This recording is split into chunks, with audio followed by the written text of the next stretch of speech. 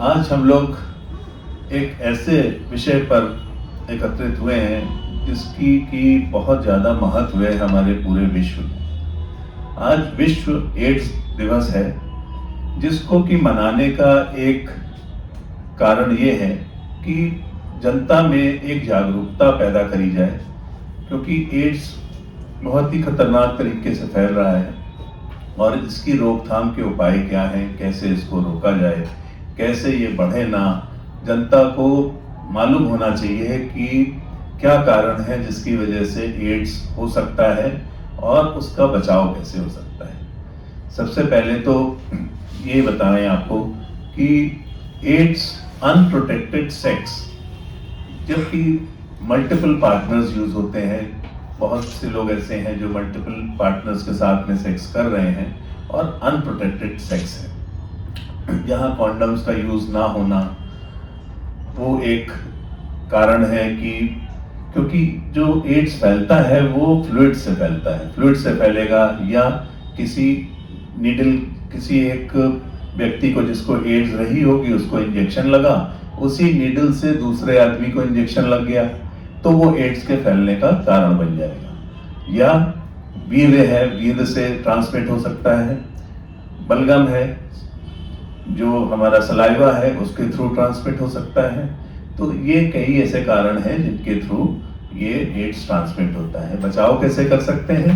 बचाव करने का उपाय है कि अनप्रोटेक्टेड सेक्स जो हम करते हैं उसको हम कॉन्डम से बचाव करा जा सकता है। नीडल्स हमेशा फ्रेश, कहीं भी इंजेक्शन लगवाइए तो देखिए कि नीडल फ्रेश निकाल के आपके सामने यूज हो रही हो। और कई बार ब्लड ट्रांसफ्यूजन्स होते हैं, बाहर आप ब्लड ट्रांसफ्यूजन्स करने जाते हैं तो वहाँ पर जो इन्फेक्टेड ब्लड होता है या इन्फेक्टेड नीडल हो सकती है, वो एक कारण बन सकता है आपके यहाँ HIV और एड्स होने का। एड्स वैसे तो एक लाइलाज बीमारी है, एक बार होने के बाद में दोबारा ठीक नहीं हो सकता, लेकिन जो HIV है उसके सिम्टम्स को मेंटेन किया जा सकता है पूरी लाइफ में। एंटी रेट्रोवायरल थेरेपी होती है जो इसको की यूज़ करके अपनी बॉडी की इम्यूनिटी को सप्रेस कर देते हैं, जिसमें CD4 काउंट और T सेल्स होती हैं जिसको सप्रेस करते हैं और धीरे धीरे बॉडी ऐसे ही रिस्पॉन्ड करके चलती रहती है। तो वो सिम्टम्स को कम कर दिया जाता है, लेकिन अभी उसका कोई प्रॉपर इलाज नहीं आया है।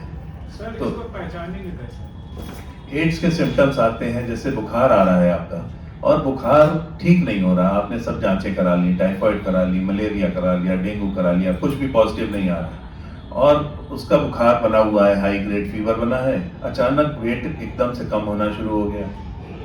कई बार लक्षण ऐसे आते हैं कि मुंह में ओरल थ्रैश हो जाता है और बॉडी एक हो रहा है, मलेज हो रहा है, अनएक्सप्लेन्ड है, कारण नहीं समझ में आ रहा है, तब आदमी HIV की या एड्स की जांच कराता है। उसमें HIV1, HIV2, वेस्टर्न ब्लॉट और बहुत सारे मेथड्स होते हैं जिनसे जांच होती है। तो जो कंफर्मेटरी मेथड्स हैं, जब उनसे वो आ जाता है तो हम उनको अलग करके समझा दिया जाता है। वो उसको ओपन नहीं करते हैं क्योंकि एक प्राइवेसी होती है, तो उनको बता दिया जाता है, घर वालों को बता दिया जाता है कि आपको ये बचाव करने हैं। और मेन लक्षण यही हैं जिसके कारण होता है। बाकी हमारे साथ में हमारे पास्ट प्रेसिडेंट्स और हमारे chairman scientific committee doctor AC Agarwal साहब हैं और भी आपको उसमें बताएंगे। धन्यवाद डॉक्टर अनुराग।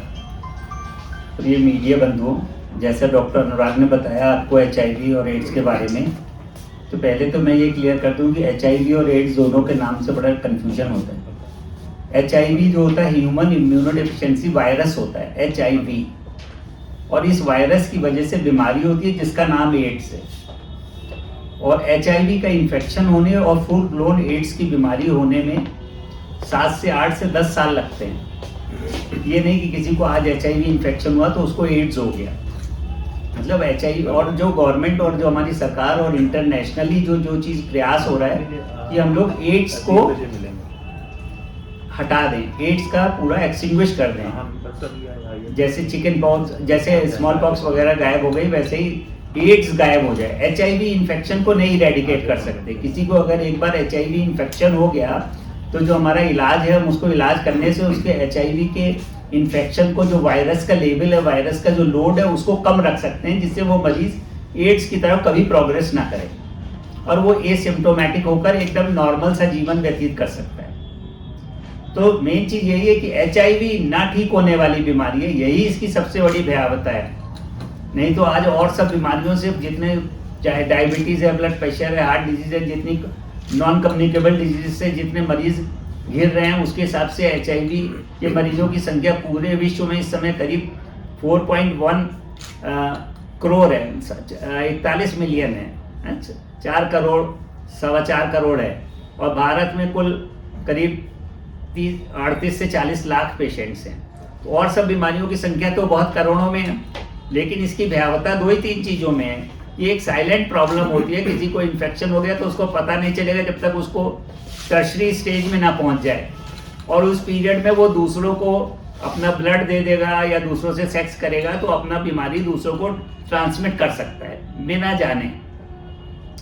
लेकिन अब इतने ज़्यादा प्रयास है कि एड्स को हम लोग हटाएं, एड्स को नियंत्रण में करें, कि अब जितने लोगों को पहले जैसे डायबिटीज़ में होता है, आधे से ज़्यादा लोगों को पता नहीं कि उनको डायबिटीज़ है, वैसे ही लेकिन अब पहले एड्स में भी था, HIV में भी था, लेकिन अब ये इसकी सरकारों के प्रयास से, पूरे इंटरनेशनल प्रयास और जो जागरूकता प्रोग्राम है, उसके हिसाब से करीब 87% लोग जिनको HIV इन्फेक्शन है उनको पता है कि उनको HIV है, और 75% से ज़्यादा लोग उसमें से इलाज ले रहे हैं। तो ये एक बहुत बड़ी बात है कि इतने, जहाँ पर विश्व में ये बीमारी जैसे फैली थी, उसी हिसाब से जल्दी से उसको नियंत्रण में भी लाया जा सका। और उसका शायद कारण ये भी रहा होगा कि ये सबसे पहले डेवलप्ड वर्ल्ड में, अमेरिका में सबसे पहले 1981 में पता चला। अगर कोई डेवलपिंग कंट्री में कोई इन्फेक्शन इस तरह का पता होता, इंडिया वगैरह में चलता, तो सालों साल लग जाते उसको ठीक होने में, उसकी डायग्नोसिस होने में। तो 1981 से 1983 में उसकी इलाज, वायरस पूरी अच्छे से इस्टेब्लिश हो गया, डायग्नोसिस, और 84 से उसका इलाज हो गया शुरू। तो इसी वजह से हम लोग इस बीमारी को नियंत्रित करने में बहुत हद तक सफल हो पाए। अब मेन चीज़ है जो ट्रांसमिशन है, हम लोगों को किस चीज़ से भयावहता यही है कि भाई बिना जाने पहचाने आदमी दूसरे को HIV का इन्फेक्शन दे सकता है, और इसीलिए, और ब्लड से जाता है और माँ से बच्चे में जाता है, 3 तरह से ही जा सकता है, अनप्रोटेक्टेड सेक्स और ब्लड और मदर टू चाइल्ड ट्रांसमिशन। तो ये तीनों तरह से ट्रांसमिशन को काफ़ी हद तक रोका जा सकता है जागरूकता से। सेक्स, और उसके बारे में तो डॉक्टर साहब ने बताया कि अनप्रोटेक्टेड सेक्स से होता है, मेल टू मेल में ज़्यादा रिस्क रहता है, मेल टू फीमेल में कम रिस्क रहता है। और ये नहीं कि किसी एक HIV पॉजिटिव पेशेंट के साथ किसी ने सेक्स कर लिया तो उसको एड्स, उसको HIV का इन्फेक्शन हो ही जाएगा। उसकी चांसेस 0.04% है, 0.04% एक एक्ट से। लेकिन वो सब चीज़ इसके ऊपर भी डिपेंड करता है कि जो आदमी है उसको कितना ज़्यादा इन्फेक्शन है, कितना वायरल लोड उसमें है, और जो कर रहा है उसका कितनी बॉडी की आनुवांशिक क्षमता, वो उसको कितना है, इम्यून स्टेटस उसका क्या है। तो इसलिए बीमारी के बारे में जागरूकता फैलाना और जागरूक करना बहुत ही ज़्यादा इम्पोर्टेंट है। इसलिए वर्ल्ड एड्स डे मनाया जाता है। 1988 के बाद मनाया नहीं जाता, ये जागरूकता का अभियान है जो चलाया जा रहा है, जिसकी वजह से हम लोग इस लेवल तक पहुंच पाए हैं और इस बीमारी को नियंत्रण करना। और हमारे देश में सबसे बड़ी इंपॉर्टेंट चीज़ है कि जो HIV होता है तो उसकी वजह से बॉडी का इम्यून सिस्टम, जो डिफेंस सिस्टम है, वो कमज़ोर हो जाता है। तो जैसे आपने देखा अभी कोविड-19 हुआ तो उसमें जो HIV पॉजिटिव पेशेंट्स है उसमें कोविड-19 ज़्यादा हुआ क्योंकि बॉडी का प्रोटेक्टिव सिस्टम फेल हो गया। तो इसी तरह ट्यूबरकुलोसिस होता है बहुत ही ज़्यादा, टीबी की बीमारी हमारे देश में, तो टीबी और HIV बहुत बार साथ साथ होते हैं। तो जितने भी पेशेंट ट्यूबरकुलोसिस के हैं, जो ओपन केसेस ट्यूबरकुलोसिस के हैं, तो उसमें हर एक पेशेंट में HIV टेस्टिंग भी बहुत ज़रूरी होता है। जैसे अस्पतालों में आप देखते हैं कि कोई भी ऑपरेशन होता है, कोई भी चीज़ होता है, कोई भी छोटा सा भी प्रोसीजर करवाना है तो जो टेस्ट कराए जाते हैं उसमें हेपेटाइटिस बी, हेपेटाइटिस सी और HIV कराया जाता है। वो HIV इसलिए नहीं कराया जाता कि पेशेंट को है कि नहीं, वो तो जानना जरूरी है, लेकिन जो इंस्ट्रूमेंट्स हैं वो एक बार कंटेमिनेट ना हो जाए वैसे ब्लड से। तो इसलिए प्रिकॉशन रखना, प्रिवेंशन के एक एफर्ट करना वो बहुत ही ज़रूरी है और बहुत ही इफेक्टिव ट्रीटमेंट उपलब्ध है। और हमारे देश में ARV सेंटर्स हैं, एंटी रेट्रोवायरल थेरेपी के सेंटर्स हैं, जहाँ पर सब जांचें निःशुल्क हो जाती हैं, पूरा इलाज निःशुल्क हो जाता है। और क्योंकि इलाज ज़िंदगी भर चलना है, इसलिए मरीज़ को उसमें एक बार एनरोल हो जाने के बाद वो लोग उसका फॉलोअप भी करते रहते हैं। और इलाज में 3 दवाएं जो दी जाती हैं वो सिंगल टैबलेट के रूप में रोज़ लेना होता है। तो कोई बहुत ही कम्बरसम इलाज नहीं है, ट्यूबरकुलोसिस से ज़्यादा सिंपल इलाज है। उसमें तो कई दवाएं गोलियां लेना पड़ता है जनरली, लेकिन इसमें एक गोली रोज लेने से ही बीमारी ज़्यादातर नियंत्रण में आ जाती है। पर नियमित और अनुशासित इलाज करने से ये बीमारी पे हम लोग कंट्रोल पा सकते हैं। HIV को लेकर के लोगों में भ्रम है कि सेक्सुअल वक्त पे ही ये होता है, लेकिन कई ऐसे लोग हैं जिन्होंने कभी इस टाइप का काम नहीं किया, उनको भी हो जाती है। तो सामाजिक रूप से वो आदमी कटता रहता है, अपनी बीमारी को नहीं बता पाता है। इस पर क्या कहें? देखिए, इसमें ये है, अगर कोई उसकी सेक्सुअल एक्टिविटी से उसके नहीं हुआ है वो बीमारी, तो दूसरा जो चीज़ होती है जिसके द्वारा हो सकता है वो ब्लड या ब्लड प्रोडक्ट्स के जाने से ही हो सकता है। जब तक कोई खून या खून का कोई प्रोडक्ट उस आदमी के शरीर में नहीं गया होगा, वो चाहे इन्फेक्टेड नीडल्स की वजह से या इन्फेक्टेड ब्लड ट्रांसफ्यूजन की वजह से, जैसे मैंने आपको बताया कि अनप्रोटेक्टेड सेक्स करने से पॉसिबिलिटी 0.04 to 0.08% होती है, लेकिन एक अगर किसी को ब्लड या ब्लड प्रोडक्ट का ट्रांसफ्यूजन कर दिया गया जो HIV पॉजिटिव है, तो 90% चांसेस हैं कि उस पेशेंट को HIV पॉजिटिव हो जाएगा in due course of time. तो इतना बड़ा रिस्क है ब्लड चढ़ाने से या ब्लड प्रोडक्ट चढ़ाने से। इसीलिए ब्लड बैंक का नियम है या ब्लड चढ़ाने का ये नियम है, किसी को 1 यूनिट की ब्लड की जरूरत है तो उसका बिना ब्लड से काम चलाएं। इसका मतलब, क्योंकि ब्लड चढ़ाने में भी एक रिस्क रहता है। और जनता को सबसे बड़ी जागरूकता ये जरूरी है कि ब्लड कहाँ से ले रहे हैं, क्योंकि ब्लड आप देते हो तो कहते हैं कि निःशुल्क हो रहा है, लेकिन आपसे 1300-1400 रुपये लिए जाते हैं, क्योंकि उसके लिए सबसे ज़्यादा इंपॉर्टेंट टेस्ट जो होते हैं, hepatitis B, hepatitis C, HIV, malaria, ये सब टेस्ट उसके अच्छे तरह से करके, तो ये जरूर सुनिश्चित कर लें कि जो ब्लड बैंक है उनकी मॉनिटरिंग प्रॉपर हो और उसमें ये सभी चीज़ की सुविधाएं हो, जिससे कोई मरीज जिसको जानलेवा बीमारी, सिर्फ जान बचाने के लिए ब्लड देता है और उसको अगर जानलेवा बीमारी HIV उसके साथ मिल गई तो इससे बड़ा और कोई दुर्भाग्य नहीं हो सकता। और जो आजकल टैटू करा रहे हैं, जैसे आजकल देख रहे हैं इतने सारे टैटू सेंटर खुल गए हैं, तो ये सब चीज़ें, पियर्सिंग है, ईयर पियर्सिंग है, तो ये सब भी बड़ा इंपॉर्टेंट है। इन सब चीज़ों से भी कभी कभी पॉसिबिलिटी तो रहती है ना, तो इसलिए ऐसा नहीं कि उससे होता ही है। उसको करने के पहले आदमी समझ ले कि डिस्पोजेबल नीडल्स यूज़ हो रही हैं कि नहीं, जो कलर यूज़ कर रहे हैं वो उसके लिए सील्ड कलर यूज़ कर रहे हैं कि नहीं, कैसे स्टेरिलाइजेशन है, ग्लव्स पहने हैं कि नहीं। तो जागरूकता इस एक चीज़ है जिससे हम लोग HIV को नियंत्रण में ला सकते हैं। अब डॉक्टर प्रीति आहूजा जो हमारी वाइस प्रेसिडेंट है, वो आपको इस बारे में आपको और ज़्यादा ज्ञान देगी। आप सबको नमस्कार, मैं डॉक्टर प्रीति आहूजा। डॉक्टर अनुराग ने, डॉक्टर AC अग्रवाल सर ने काफ़ी कुछ तो बता ही दिया है कि ये किस कारण होता है। तो इसका जो ट्रांसमिशन है वही है, अनप्रोटेक्टेड सेक्सुअल कांटेक्ट हो गया, इन्फेक्टेड नीडल्स हो गए, या कंटेमिनेटेड ब्लड प्रोडक्ट्स हो गया, या मदर टू चाइल्ड हो गया। और ये ड्यूरिंग प्रेगनेंसी में भी जा सकता है, ड्यूरिंग डिलीवरी टाइम भी हो सकता है, एंड ड्यूरिंग ब्रेस्ट फीडिंग भी हो सकता है। तो इस करके मदर का भी HIV स्टेटस जानना बहुत ज़रूरी है। और जब भी पेशेंट आता है हमारे पास तो उसकी हिस्ट्री लेना भी बहुत ज़रूरी है। अगर वो कोई ड्राइवर है, ट्रक ड्राइवर है, घर से दूर रहता है, तो उसमें भी पॉसिबिलिटी होती है कि HIV तो नहीं है। अगर वो हमारे पास आ रहा है कोई भी दिक्कत करके कि खांसी है, जुकाम है, फीवर है, ये वेट लॉस हो रहा है, और कहीं उसको गांठे हैं, स्किन की कोई भी लीजन है, कुछ रैशेज हैं जो नहीं ठीक हो रहे हैं, तो उसमें भी HIV की पॉसिबिलिटी हो जाती है। तो स्क्रीनिंग कराने से कोई हार्म नहीं है, और ये जितनी जल्दी हमें पता चल जाए उतनी जल्दी ही इसका इलाज हो सकता है। और एक ये जो HIV है, this is a preventable disease, ये हम इसको प्रिवेंट कर सकते हैं, 100% क्योर नहीं कर सकते हैं। तो इससे अच्छा है कि हम जो प्रिवेंशन है उसी को हम इसको उसी से इसको हम कंट्रोल में रखें। इसलिए पब्लिक का जागरूक होना बहुत ज़रूरी है। इसीलिए ये 1 दिसंबर हर साल इसको वर्ल्ड एड्स डे मनाया जाता है, कि ताकि पब्लिक जागरूक रहे इस चीज़ों से, कि हम इसको प्रिवेंट करें, ये बीमारी हमारे में आए ना पब्लिक में। और ये सबसे ज़्यादा अटैक जो करता है इम्यून सिस्टम को, ये पेशेंट की इम्यून सिस्टम को बिल्कुल ही वीक कर देता है। ये 3 स्टेजेस में होता है। फर्स्ट में एक्यूट इन्फेक्शन, जो उसको HIV वायरस अंदर गया और वो उसी टाइम उसके इम्यून सिस्टम को नहीं वीक करेगा, पर ये धीरे धीरे उसके इम्यून सिस्टम को वीक करेगा। और ये लेटेंट पीरियड, जैसे सर ने बताया है कि जो इसका लेटेंट पीरियड होता है वो 2-3 साल से 20 साल तक हो सकता है, और एवरेज 8 साल मानते हैं, इसको हम विंडो पीरियड कहते हैं, जिसमें पेशेंट बिल्कुल एसिम्प्टोमेटिक रहेगा, बट HIV वायरस उसके बॉडी में है और वो दूसरे को भी उस वायरस से इन्फेक्ट कर सकता है। तो this is the latent period जहाँ पे पेशेंट एसिम्प्टोमेटिक रहेगा। और थर्ड स्टेज आती है जब उसको फुल ब्लोन एड्स हो जाएगा, एक्वायर्ड इम्यूनो डेफिशिएंसी।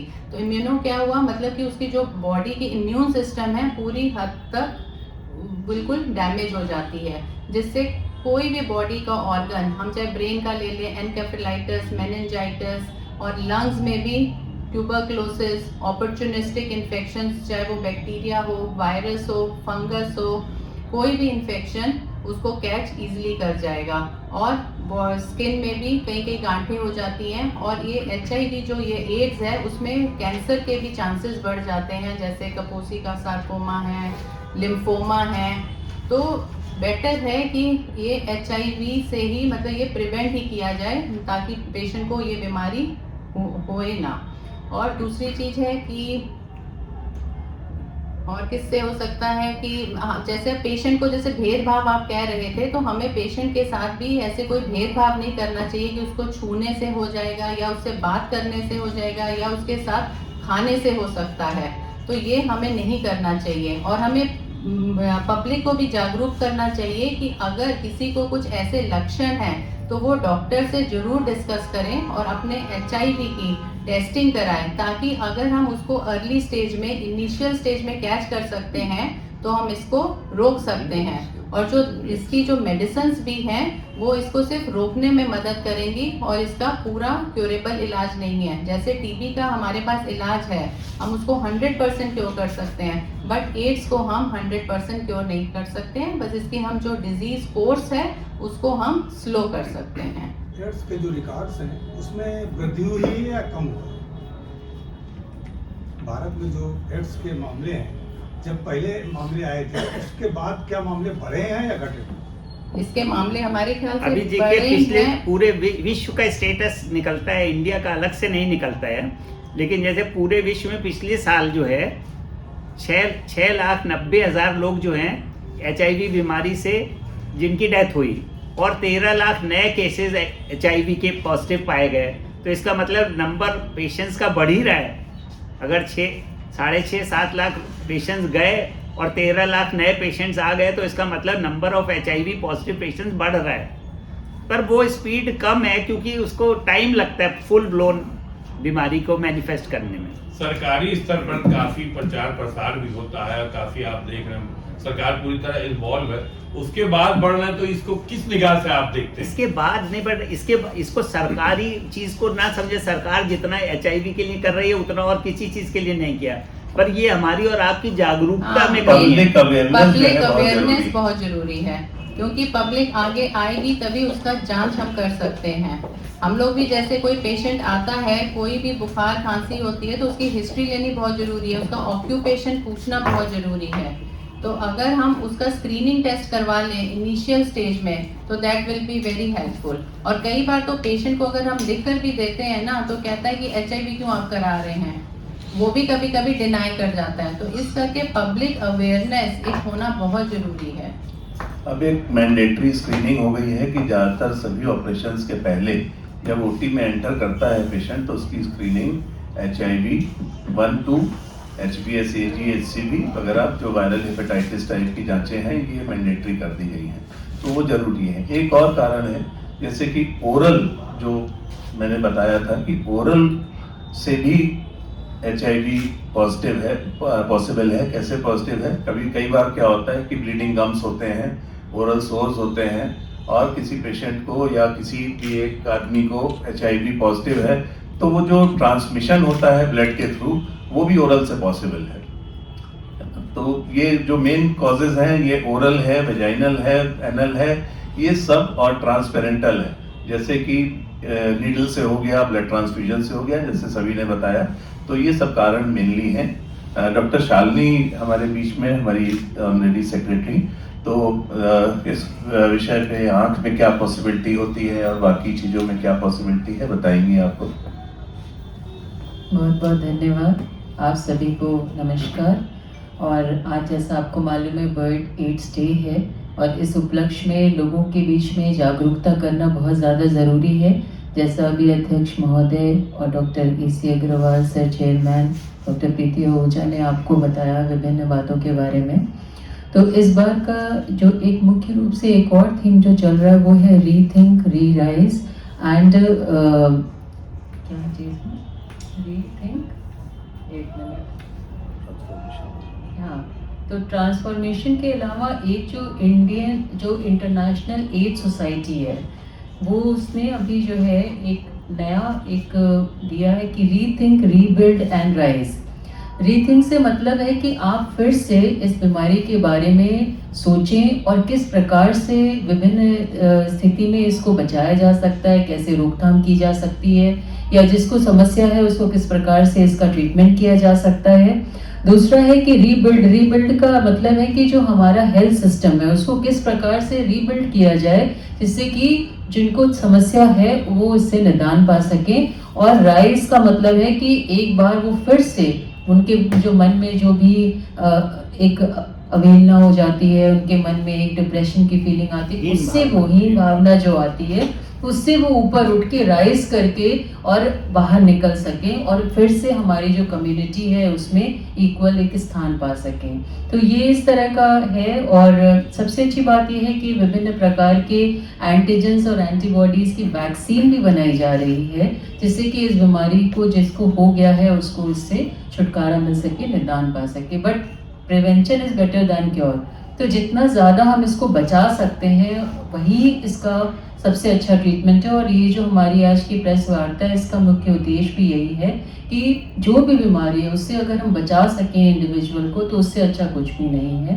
और आप लोगों से आपकी इस प्रेस वार्ता के माध्यम से ये रिक्वेस्ट भी है कि लोगों को इसके बीमारी के बारे में जागरूक करें, जागरूकता बढ़ाएं जिससे कि लोगों को इस तरह की कोई भी बीमारी ना हो और संक्रमण ना हो और वो अपने आप को एक नॉर्मल लाइफ लीड कर सके। डॉक्टर साहब, ये ऐसे जो मरीज ही होते हैं इनको बड़ी नफरती निगाह से समाज भी देखता है, हाँ। घर वाले भी देखते हैं, तो इसकी कितना इसका होता है? इसकी देखिए काउंसलिंग बहुत जरूरी है।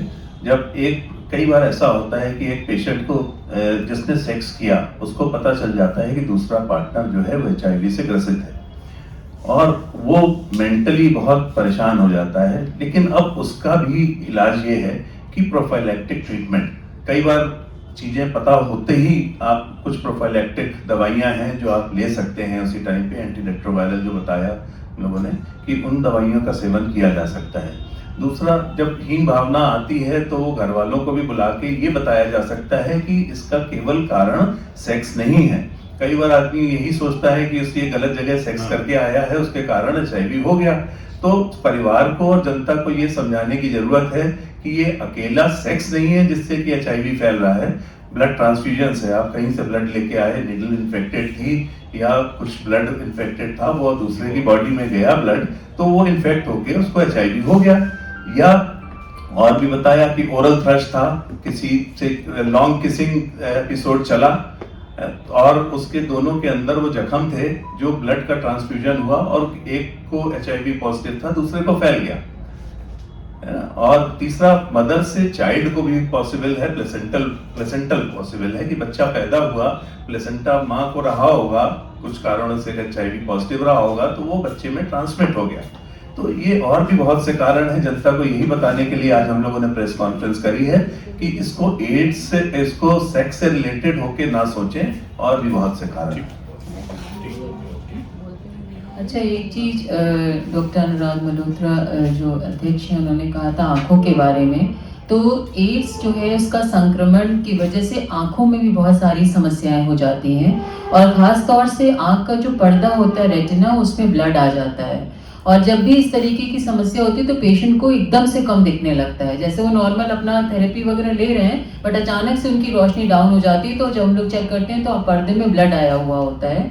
तो अगर आंखों की भी कोई जिस तरह से अगर ब्लडिंग हो जाए, अगर उनको कम दिखने लग जाए तो तुरंत डॉक्टर से संपर्क करना है, क्योंकि कुछ तो उनकी जो ऑलरेडी दवाइयाँ चल रही हैं, ओरल टैबलेट्स वगैरह, उससे उनको रिलीफ मिलता है, लेकिन कई बार आंख में भी कुछ ट्रीटमेंट स्पेशली देना पड़ता है। तो ऐसी स्थिति में तुरंत नेत्र सर्जन से संपर्क करें अगर आपको धुंधला दिखाई पड़े। क्या इसमें रोशनी भी चली जाती है ऐसा? हाँ, अगर प्रॉपर ट्रीटमेंट नहीं होगा तो एक कंडीशन होती है जिसमें कि नेक्रोसिस हो जाती है और उसकी वजह से रोशनी चली भी जा सकती है।